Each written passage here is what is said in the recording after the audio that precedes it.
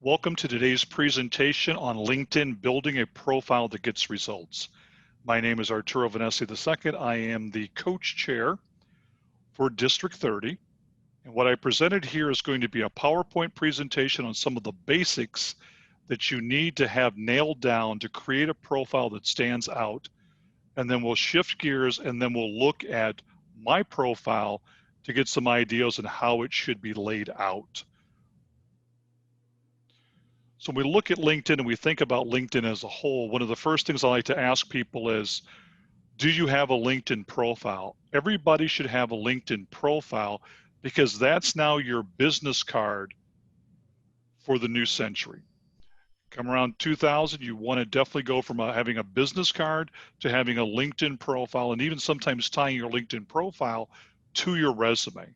So this will be your professional business card online that will highlight your skills and accomplishments to position you in the marketplace.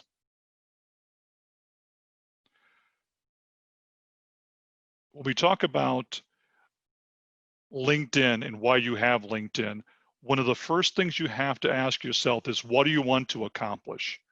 And 9 times out of 10, and I'll kind of back up and give you a little story of the genesis of this. For the last 12 years, I've been teaching graduate school at Robert Morris, spent some time in North Central and Elmhurst College, but my longest tenure was at Robert Morris for a full 12 years. And as I was teaching the different leadership, diversity, and change management classes, I had students who would come up to me and say, okay, professor, I'm now getting an advanced degree. How do I leverage that advanced degree and get a better job? And I was a little surprised that the institution didn't really invest in helping them make that move into a new job, into a new industry. So I took it upon myself. Out of a 10-week quarter, we would take week number 9 and spend an hour to an hour and a half on building a resume and building a LinkedIn profile that would get results. Because when you're thinking about setting up a LinkedIn profile, your main objective is not to get a job. You need to increase your visibility in the industry and in the marketplace. Think about it. Who knows you professionally? Your colleagues, your small circle of friends, your family. Your profile is pretty well defined by the company you work for, and maybe a handful of friends outside of that. So when you're looking to build a LinkedIn profile, your whole approach needs to be, how do I increase my visibility in the marketplace and in my industry? I would always tell my students, if I don't see you, I don't know you. And that's why it's important that I see you. And one of the easiest ways for me to see you is through LinkedIn. It is a fantastic vehicle to look to build a presence in your industry and in the marketplace to where you're going to get noticed and people are going to seek you out for job opportunities. And a little bit later, I'll share a story about one of my friends who, believe it or not, got a very well-paying job, and he wasn't even looking for a new job. The strategy. Oftentimes is people think I need to connect and get that person to refer me to a job or bring me to HR. That's not the way to look at it. It's like a relationship. You need to have a strategy going forward of connecting. Connect to individuals in your industry, individuals in your local marketplaces. These are the people who you start to engage. And what I mean by engage is you start to like their post. You may want to highlight their birthday or their work anniversary. We're going to talk a little bit about building that profile with the positioning of articles online, things like that. But you have to engage that individual and cultivate that relationship. Because nobody that you're going to find through a quote unquote cold call on LinkedIn is going to get you a job because they don't know you. So it's all about building a relationship. And I always advise people is that you want to look at individuals who are in the industry that you want to be in or the industry that you're currently in. People that are working for the companies that you want to work for. Those are the people that you're going to want to connect to. And that is going to be your strategy to make those connections and build a strong network. So don't look at it as primarily, I got to get into LinkedIn to get a job. No, you get into LinkedIn to build your visibility. And as you're building your visibility, you're out making connections. Connections to individuals that you can cultivate a relationship with and eventually convert that relationship into a possible job lead. Oftentimes I would have students, friends in my community, friends from church, who would send me a LinkedIn connection, and this is what their profile looked like. And if I had their phone number, or if these were my students and I'd see them the following week, I always told them, you have to finish your profile. And that means you have to have a picture, an email address, the updates. It's got to look like a real person, because people are only going to accept connections from people that they know or people that they want to know. So this is a complete, or what I'd say, finished profile. You've got the picture, you've got the nice background we'll talk about a little bit later, and some points of interest about this individual. I would encourage you, once things turn around with COVID and you're able to get out and about again, and maybe Toastmasters will do this in the new year, is you need to get a professional picture. I would highly recommend you to find somebody to provide a professional headshot. And the reason why is that is what's going to help you in creating a profile that gets results. Is you want something that looks very professional. This isn't Facebook for work. This is LinkedIn. Microsoft saw LinkedIn as a great opportunity to invest in. Why? Because it was a #1 business connecting network online. And they've invested a lot since their acquisition of LinkedIn several years ago. So I'd really encourage you to find somebody in your circle of influence, your circle of friends who's a photographer, to provide a very good headshot for you that you can put on your LinkedIn profile. And that's also something, since you're in Toastmasters, and if you're going to take an officer position or be a speaker with a Champions monthly call, you can provide that headshot. It's going to have multiple uses, but now is a really good time to invest in it. A side note in regards to that, when I used to live in Downers Grove, twice a year, the Downers Grove Library would host for free an opportunity for you to get a professional headshot. It was an individual who was on staff there, who was a photographer. He worked at the library part-time. They would convert one of their study rooms into a photo studio, and twice a year, he would provide headshots for people. So I would encourage you to look at your library and or your park district. I like this one in particular. This is an old PowerPoint slide here, but Conan O'Brien. A picture equals personality, a profile equals personality, but you gotta be real. You've got to be real. This is an opportunity for individuals to get to know you, get to know your interest, get to know what your passions are. So when you're building your LinkedIn profile, the picture speaks volumes about you, and you want to make it professional because it's a direct reflection of you. And now employers are allowing you to apply for a job using your LinkedIn profile instead of you going onto their site and filling out their online profile for a job. So the information that you have on there, you want it to be factual, giving the best representation of you. And we'll talk a little bit more in detail as we go through my LinkedIn profile. Ways to build your presence online. This to me is essential. Once you get into LinkedIn, 9 times out of 10, you're going to reach out to your coworkers, your friends, your family, and that's a very, very small group of people. Now you want to switch gears and start forming connections based upon you being viewed as a subject matter expert. And what I mean by that is there's so many people on LinkedIn with the same job title that you have, probably the same skill set, same number of years in the job or in the industry, you need to now start differentiating yourself. And one of the best ways to differentiate yourself is to create yourself as a subject matter expert. You're the go-to person. For myself, being a trainer for TCF, my specialty is leadership, sales, and diversity. I've chosen to take leadership as my main pillar. And I look for relevant and knowledge-based articles about leadership and coaching. And I will repost those on LinkedIn. So when people think about me, they're going to say, well, Arturo Venezia, what he does is he develops leaders.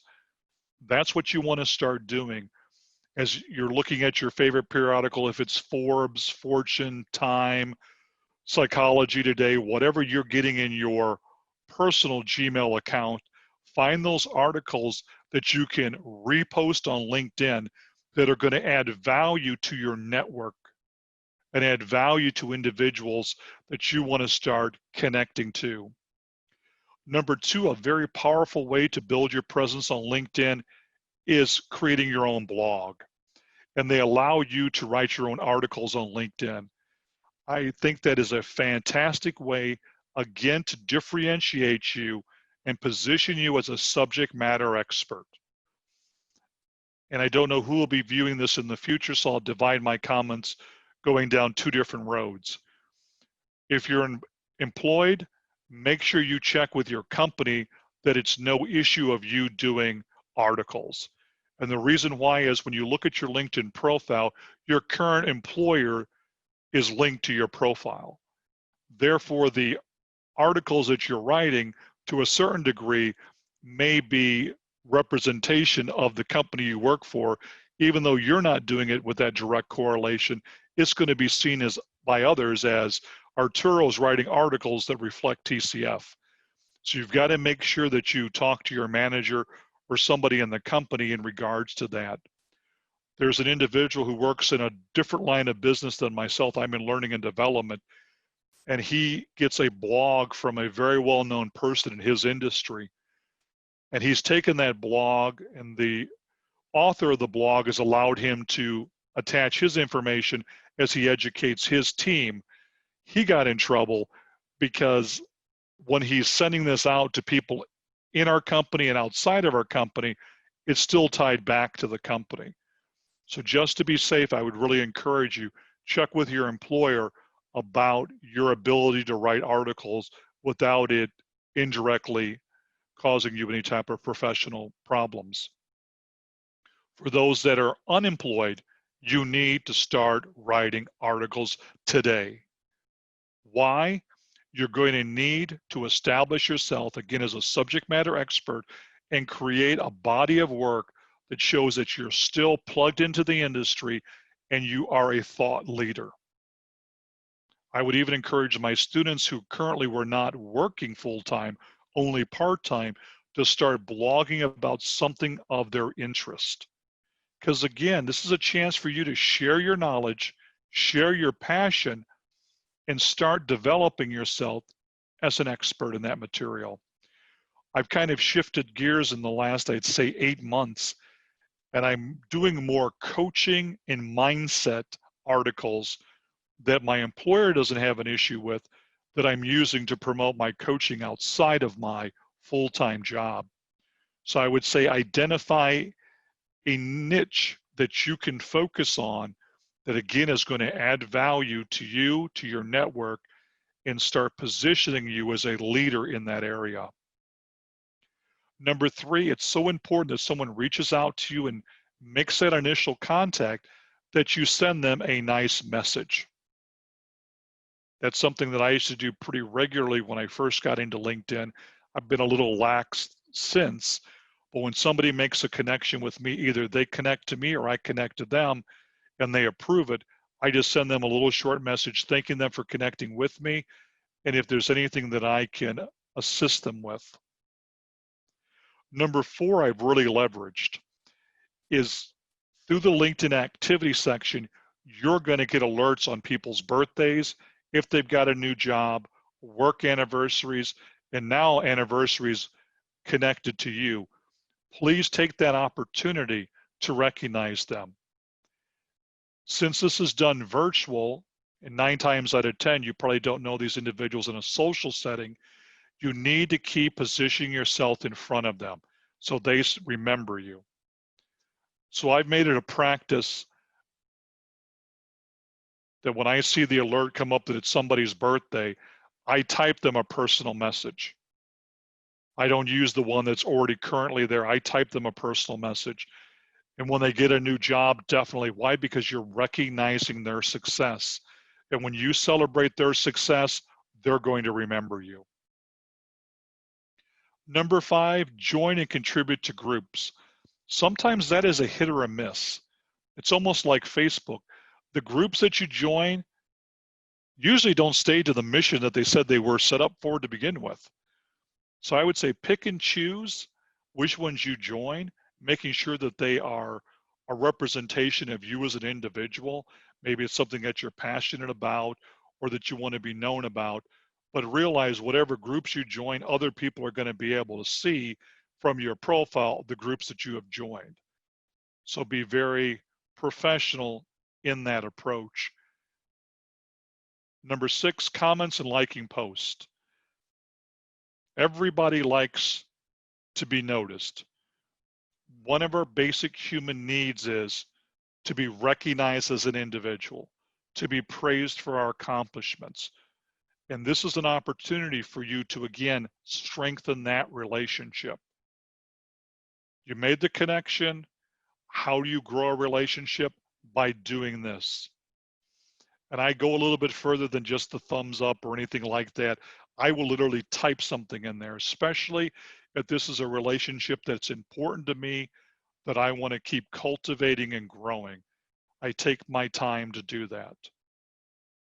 That's why when we look again at strategy we talked about a couple minutes ago, you have to decide how much time each week you're going to devote to LinkedIn, because you just can't create your profile and walk away.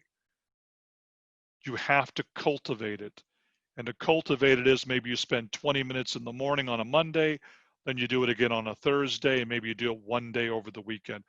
I would say find some time to look at LinkedIn, to invest in LinkedIn, and most of all, to continue to grow your relationships. Number 7 is very important. Follow those companies that you want to work for. Follow those companies that are leaders in your industry. Why?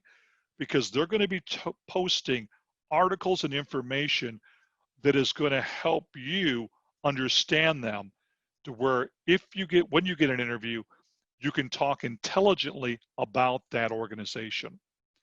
Because one of the things a mentor of mine taught me way back when I finished graduate school and was working for a small chamber of commerce, he said, Arturo, always come to the table from a position of strength. You need to know what you're talking about. And we live in the information age, and there's no excuse for us not to know something about the company that we're interviewing for. One thing that I like that Brooke brought up 2 days ago on the interviewing session that we did is that you could even find interviewing questions based upon the industry that you are looking to apply to. Knowledge is available. Knowledge is power. You need to invest in that. And then follow influencers. Why? Because when you're in that early stage of an interview or a conversation with somebody in a company, you can talk about things that are real and relevant and timely. I used to always do this before a class. We used to meet once a week, 6 to 9 o'clock. And I would start my class with rip from the headlines. And I would take something that happened either that day or in the last 2 or 3 days, since we only met once a week, just to test their knowledge on what was going on in the world. If you want to be noticed, you got to be plugged in. And I'm not saying plugged into Instagram, plugged into Facebook. I'm saying plugged into your industry and plugged into the companies that you want to work for, to where people know that you are a thought leader, that you have something to contribute, something to add value to. All of that is very, very important. I would like to do this quote before I switch over to my LinkedIn profile. Oftentimes is people think LinkedIn is going to be a quick fix to get a job. You can't look at it like that. There is no silver bullet to getting a job, but there is a road to building relationships that can lead to conversations that can lead to job opportunities. And Albert Einstein said it so well, the world as we've created is a process of our own thinking. It cannot be changed without changing our thinking. From this point going forward, LinkedIn is not just a vehicle to get you a job. LinkedIn is an opportunity for you to build a network of individuals who see what you're doing today, your accomplishments, your expertise, and through that network, you can cultivate and grow relationships that can lead to job leads. Because just because you got a LinkedIn profile doesn't mean you're going to get a call from a recruiter. So I want to kind of frame it like that LinkedIn is a relationship building tool that takes time to invest in. And over a period of time, your network will grow. And as your network grows and people get to know what you do, what you're an expert in, they're going to remember that. And when positions open up, you're going to be somebody on their list to call. So I'll switch over to my LinkedIn profile.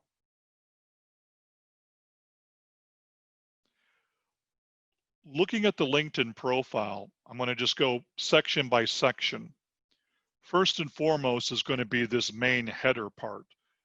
That it's essential that you take the time to invest in. Because if you throw your LinkedIn profile together and it's a mess, you're not going to get any type of, you're not going to generate any interest. You're going to have a difficult time on really getting the context that you want. I tell people it's like when an architect builds a house, they've got a blueprint to work from. And oftentimes is the best blueprint to build a LinkedIn profile is somebody on LinkedIn who's got the profile that you like. My LinkedIn profile has gone through many evolutions, and those evolutions have come about as I've seen other people's LinkedIn profile.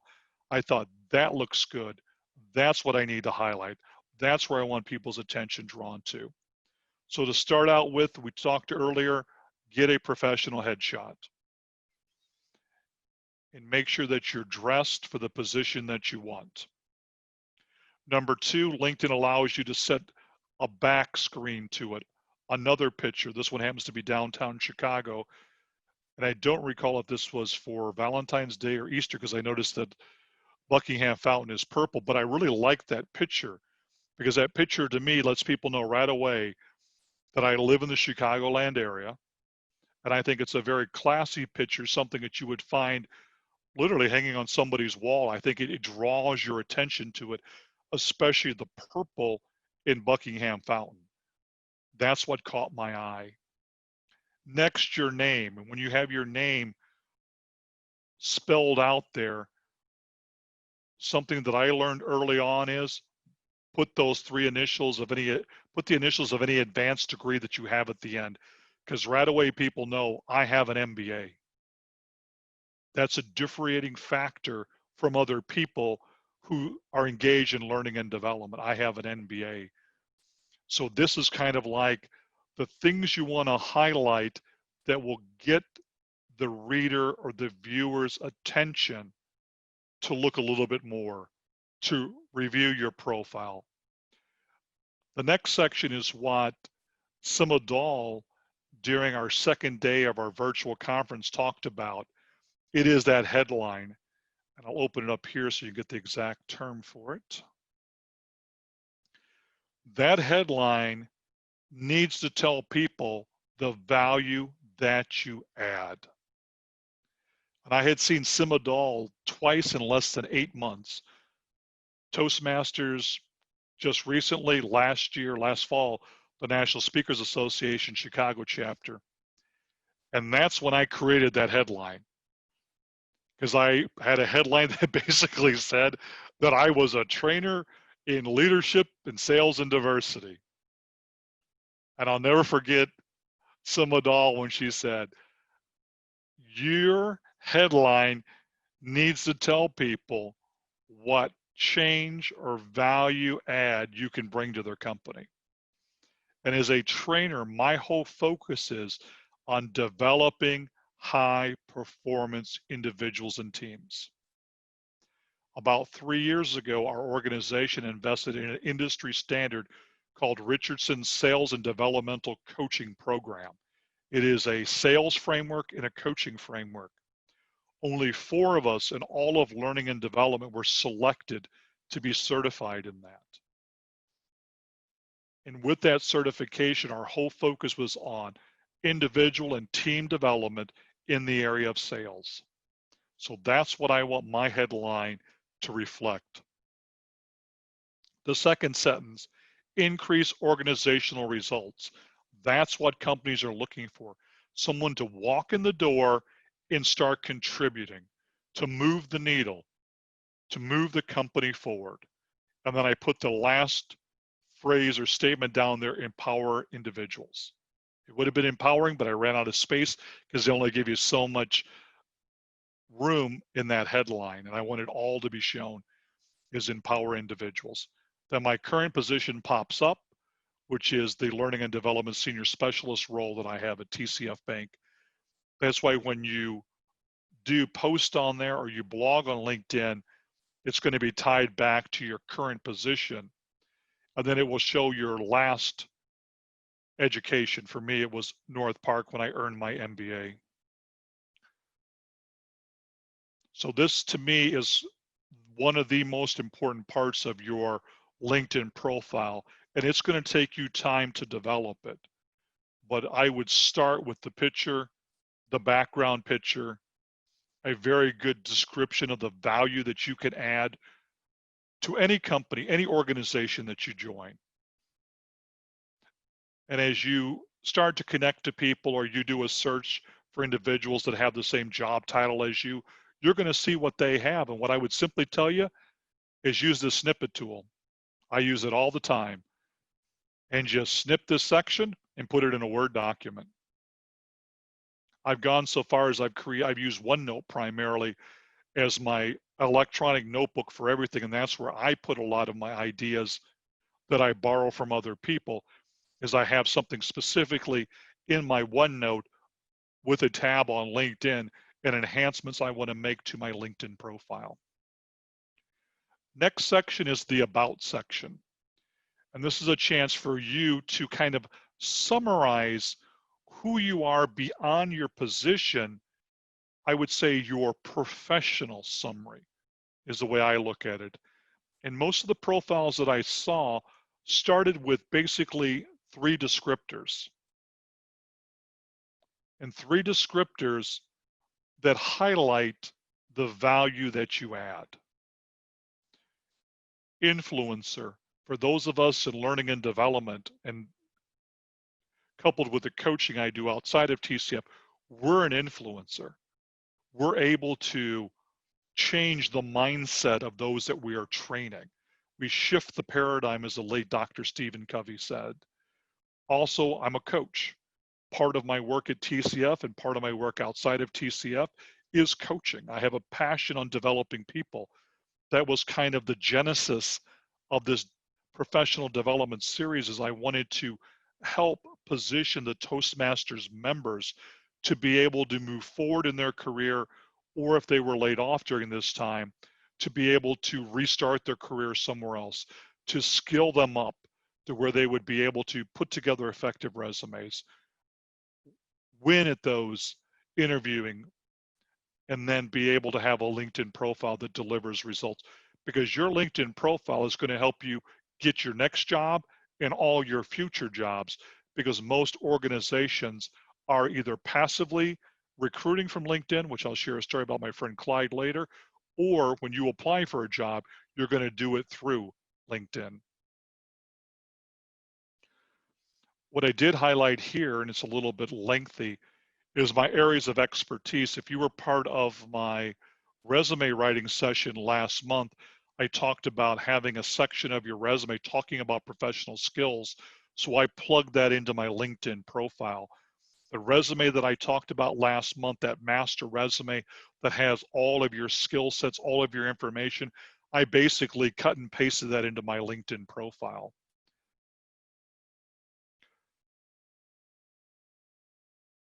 And a little bit of some of the stuff that I kind of do outside of my job.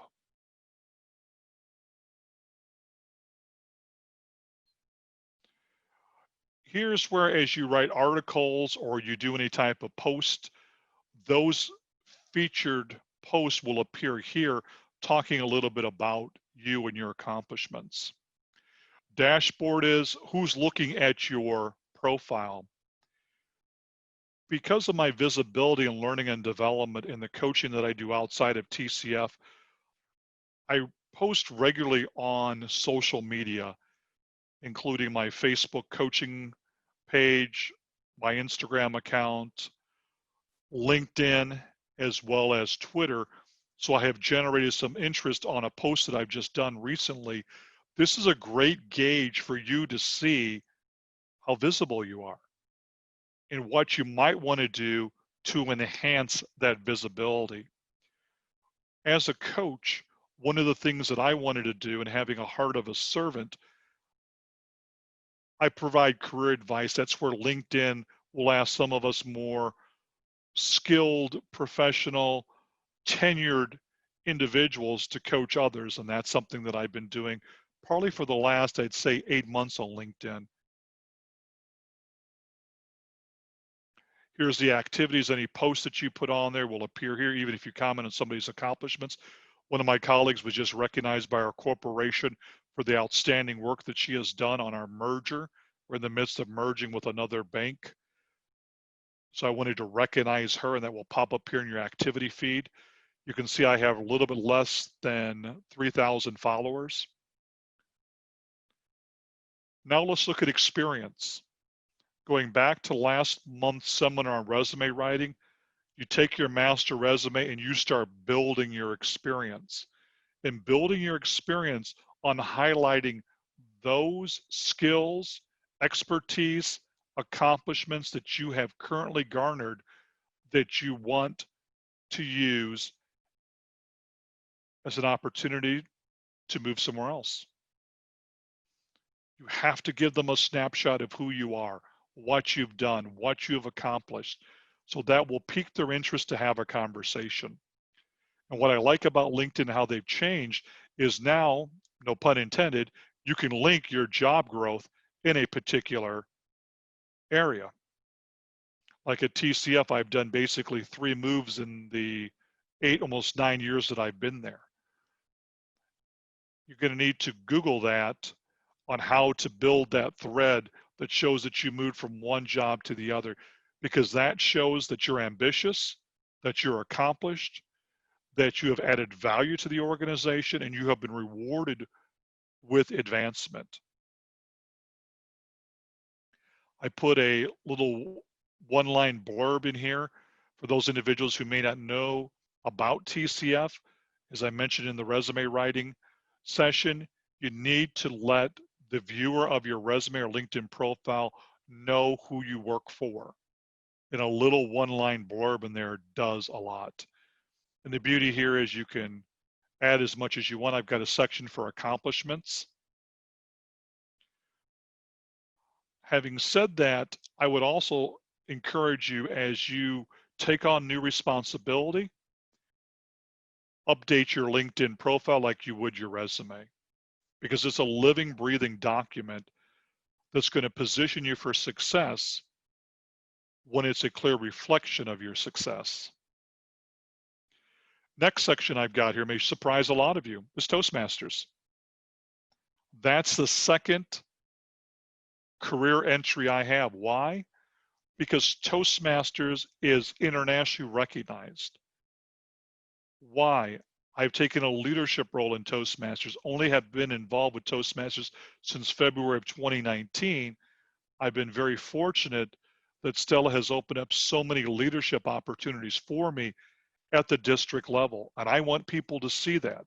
I want people to be aware of that, because employers are not just looking for a worker in a specific field like finance, accounting, learning and development. They want somebody who's well-rounded. They want somebody who's adding value outside the organization.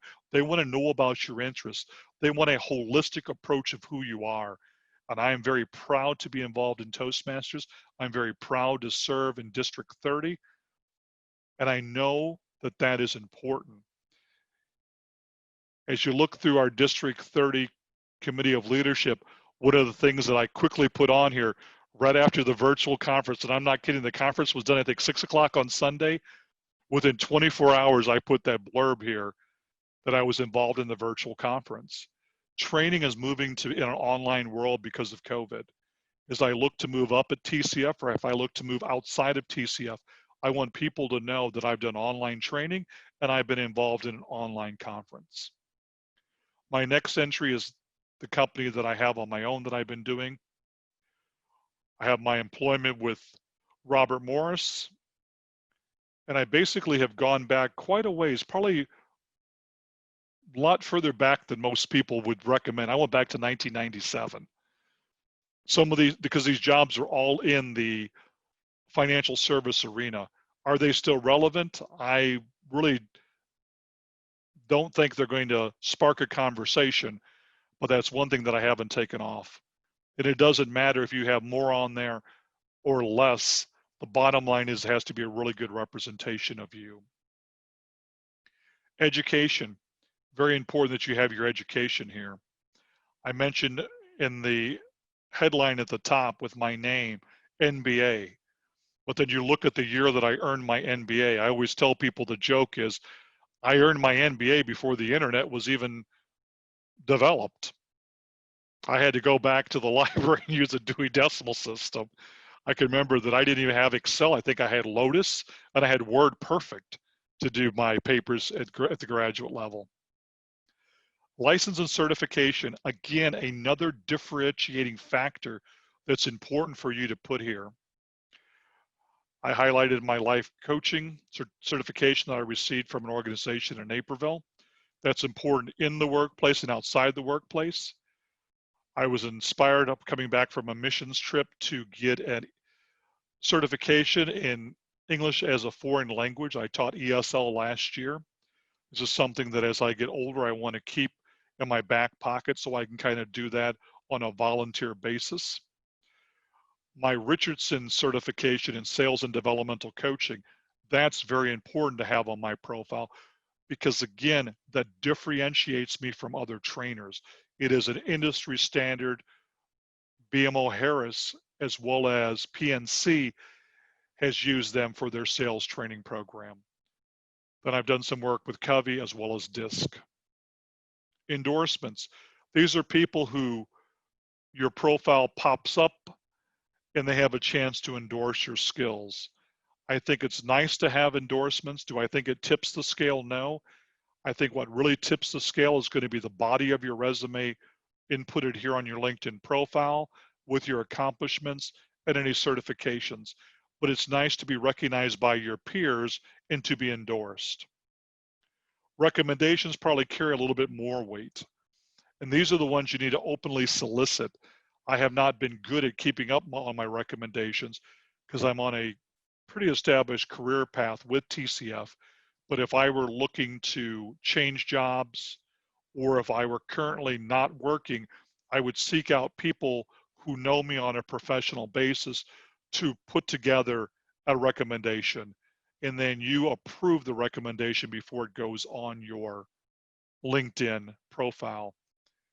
Those individuals who are very young in their careers, maybe they're in their mid-20s, early 30s, I would set a goal to get maybe 3 to 5 recommendations a year because you're in the stage of life that you're building your career path, you're building your LinkedIn profile, and it's important to keep positioning yourself going forward.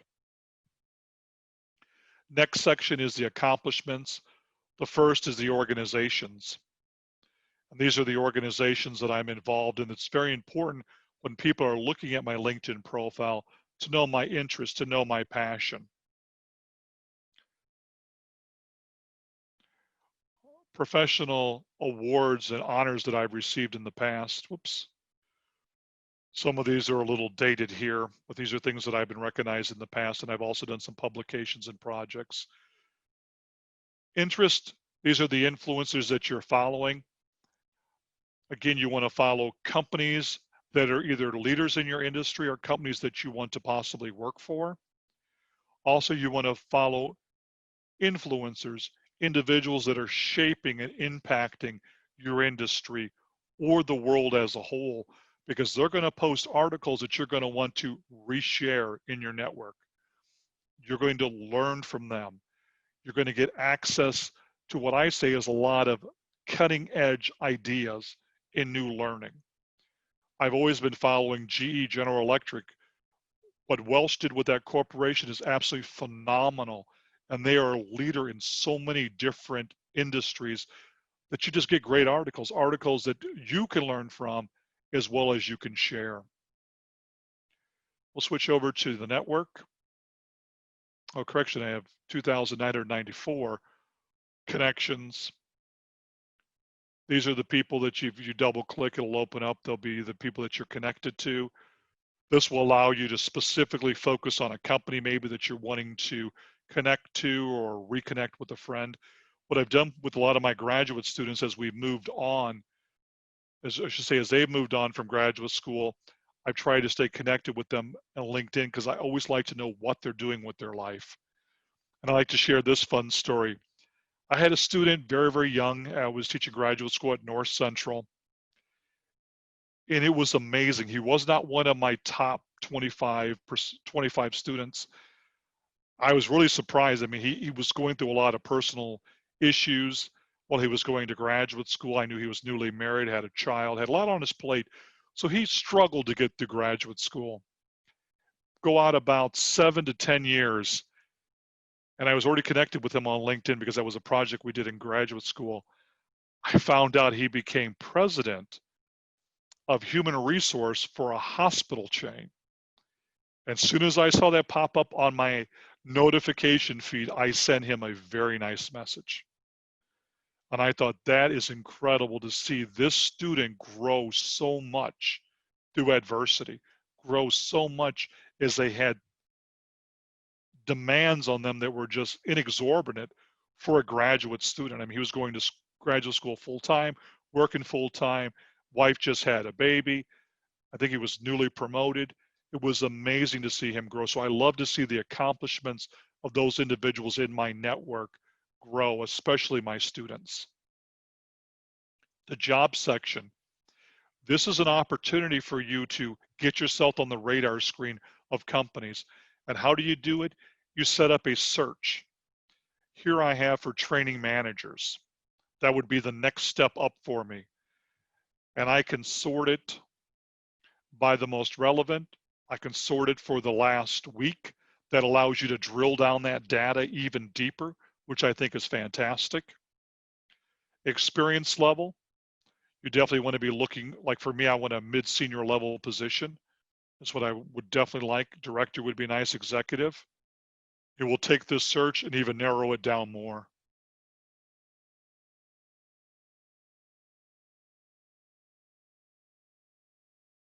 This is a new feature that I probably haven't used, but date posted I always like to do within the last month. Then I'll drill it down to the last week, the last 24 hours.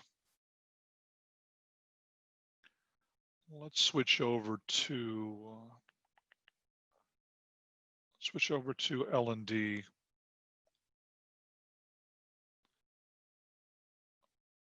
Let's pick a company that I recognize here.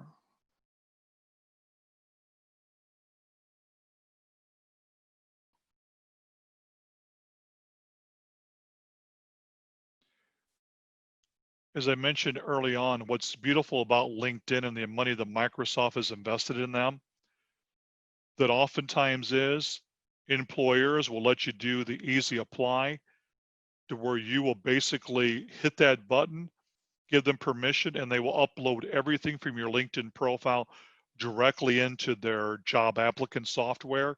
You may have to just kind of manipulate a little bit and clean it up, but all of it's going to be easily transferable. And what I like about LinkedIn versus other job boards, it's very descriptive in the jobs that are out there. And what I like about this section in particular, it looks to match your skill set up with that job's requirements. I believe LinkedIn is the #1 vehicle that you should be using to look for a job. We'll go back and look at this one in particular. I've got a contact there. So what I could do is go as far as to reach out to one of my former students who works here, and I could send them a message and say, I'm interested in this job, by cutting and pasting the job and the job number. Can you tell me a little bit about it?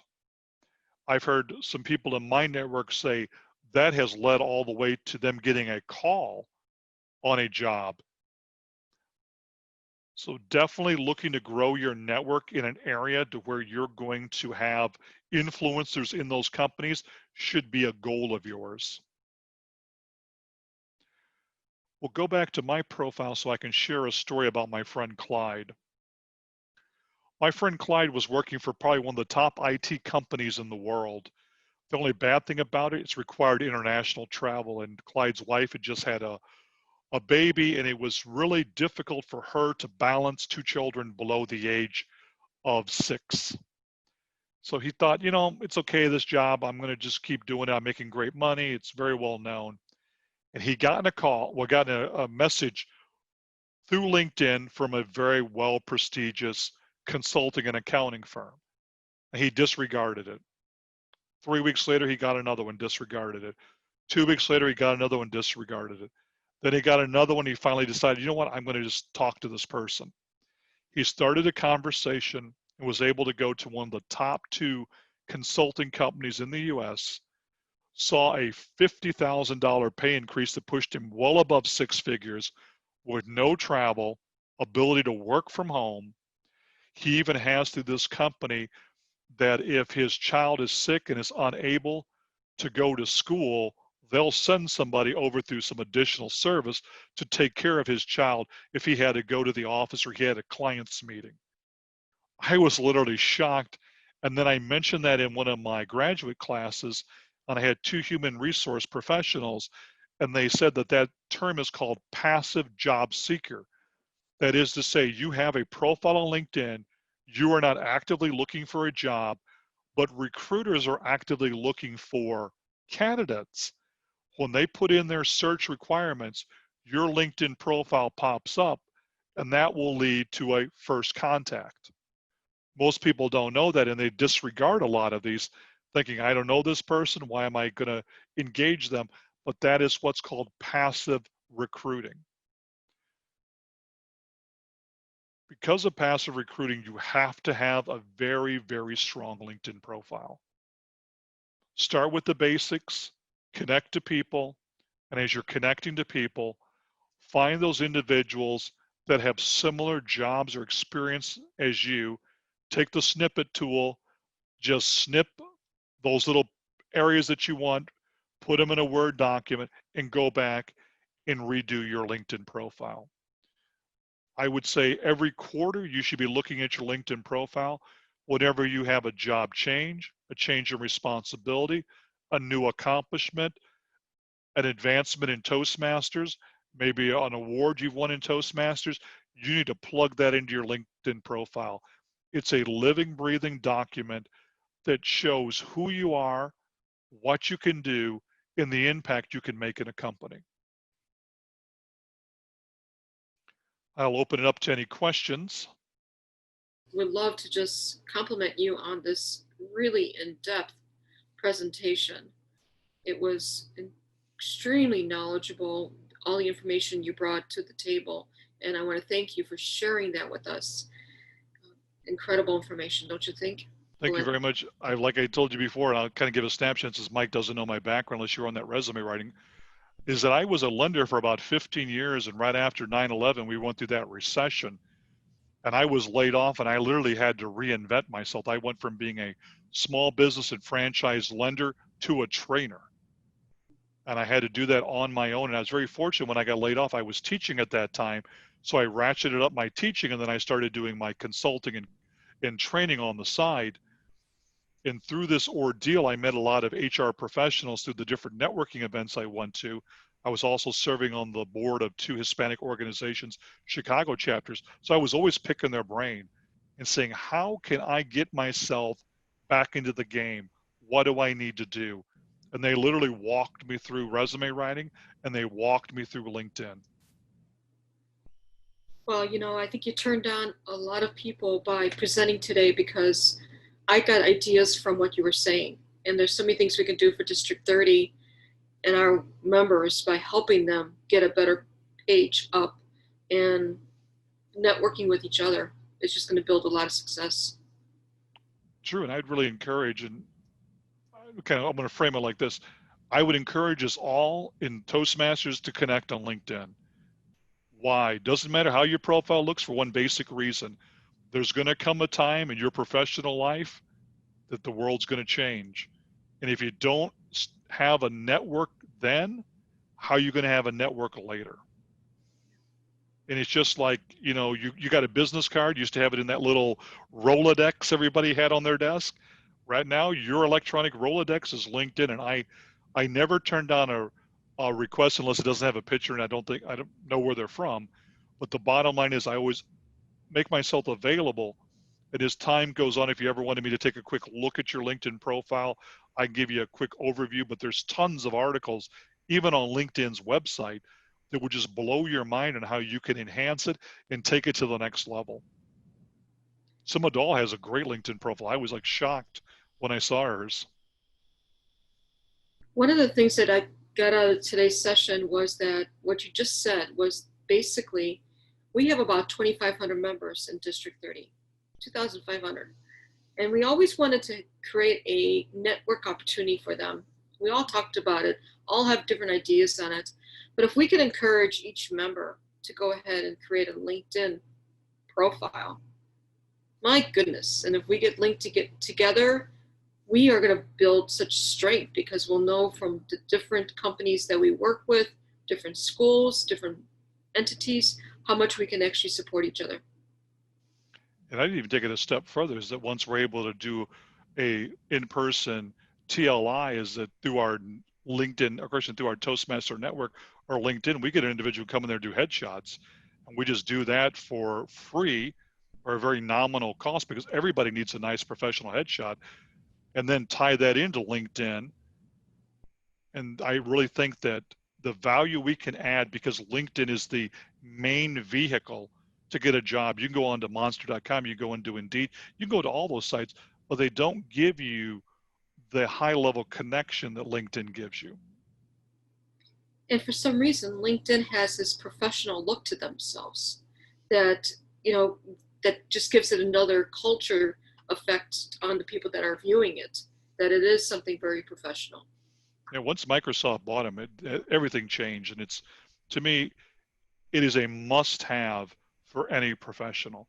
And then a second must have is your Toastmaster work better be on LinkedIn. Why? Because that is promoting you and is promoting Toastmasters. And it's something outside of the job that shows that, number one, you've got a passion and an interest that you're willing to invest in.